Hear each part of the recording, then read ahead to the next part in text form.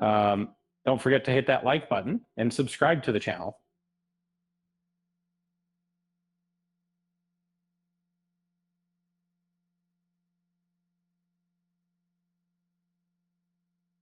Have you ever wondered what it's like when a much anticipated sequel falls short of expectations? Let's dive into the world of Onyx Storm by Rebecca Yarros, the latest addition to the Empyrean series. The novel, released in 2025, was highly anticipated, following the success of Fourth Wing. However, it faced some of the same issues that plagued Phase 4 of the Marvel Cinematic Universe. As a devoted fan, I must admit that Onyx Storm carries on some of the great qualities of its predecessors: sharp banter and unexpected turns. However, it pushes the boundaries of the series world in ways that aren't always successful.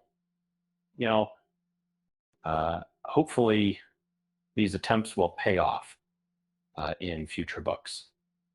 For now, Onyx Storm shares some flaws with Phase 4 of the MCU, which might explain why it currently has the lowest Goodreads rating among the 3 books. The MCU Phase 4 was criticized for being too messy and not cohesive. Onyx Storm suffers from similar issues with too many characters, storylines, and world-building additions. The novel can feel complex due to its introduction of new world-building aspects, character development for secondary characters, and intertwining multiple storylines. At times, these plot threads may seem circuitous. With the sequel to The Fourth Wing not fully delving into the main narrative until the final third, the current phase of this series seems reminiscent of the MCU Phase 4, aiming to restart following the epic tales of Infinity War and Endgame. However, unlike its predecessors, this phase doesn't live up to expectations, as it overloads with numerous storylines and characters providing little resolution in return. Even 4 years after Shang-Chi and The Legend of the Ten Rings, fans are yet to witness a sequel for Simu Liu's character, despite the hint at more stories that counts in the post-credit scene. Moreover, series installments like Eternals and Moon Knight have their respective storylines barely revisited.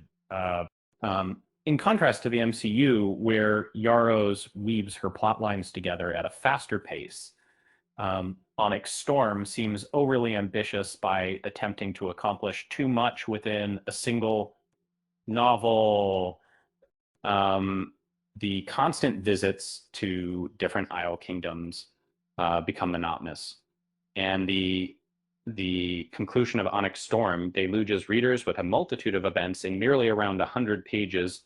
The book incorporates a significant amount of world building, including fresh information about Venom and the revelation that the gods of Fourth Wing are real and influential in human affairs. And collectively, these elements can create a cluttered reading experience.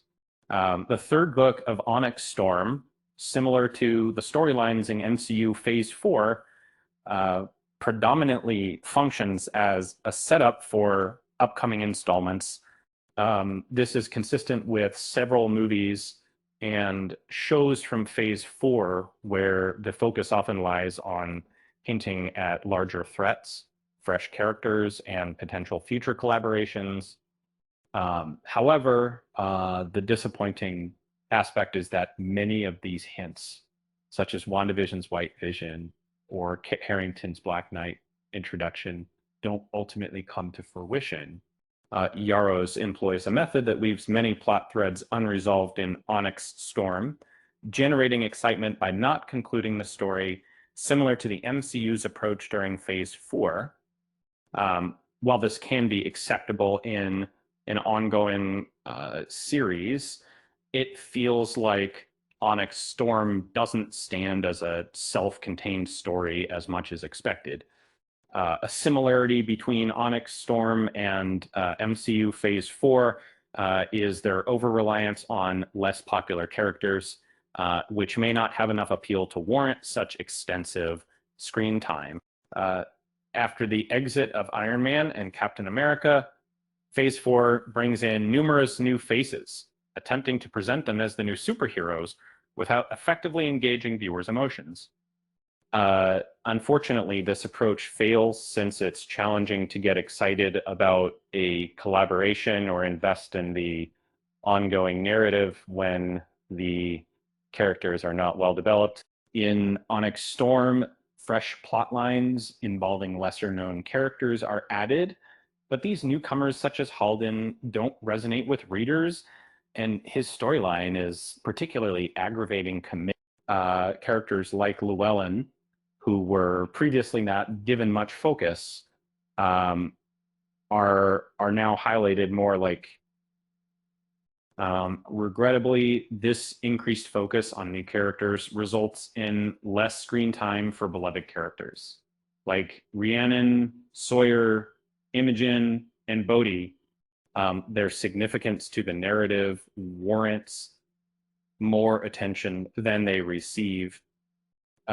Book 4 of the Empyrean series could learn from the mistakes made in Onyx Storm and address its main problems in a similar manner. To ensure the upcoming installment regains the level of success seen in Fourth Wing, it would be beneficial to refocus on the primary storyline and key characters of expanding the narrative by adding more lore or characters may not be the best approach if it detracts from what fans are eager to see more of. Ideally, Onyx Storm will convey this message, and its sequel will deliver accordingly. And just like how the MCU had its fair share of missteps, we can always hope for a better next time. After all, even superheroes need a second chance, right? With that said, thanks for watching, and until next time, I'm Pocus.